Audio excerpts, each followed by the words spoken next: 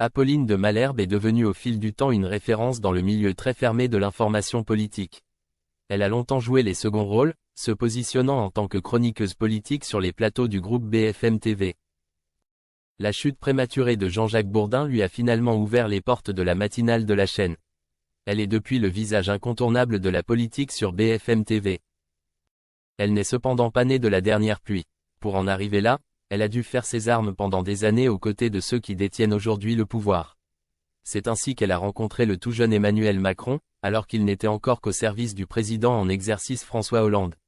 La journaliste fourmille d'anecdotes en tout genre sur celui qu'elle a même dû interrompre en interview une fois. Apolline de Malherbe était l'invitée de Libre à vous, le podcast du Figaro animé par Guyonne de Monjou.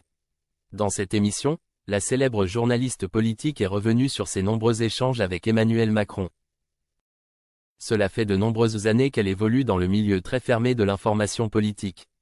Elle a donc été un témoin privilégié de l'émergence de celui qui est désormais le chef de l'État. Mais elle l'a connu bien avant qu'il n'accède au poste suprême. Je l'avais rencontré avant même qu'il ne devienne président, quand il travaillait comme secrétaire général adjoint de l'Élysée sous François Hollande.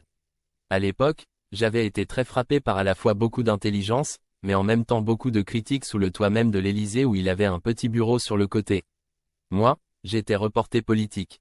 Il critiquait déjà énormément François Hollande pour lequel il travaillait à l'époque. On connaît tous la suite de l'histoire.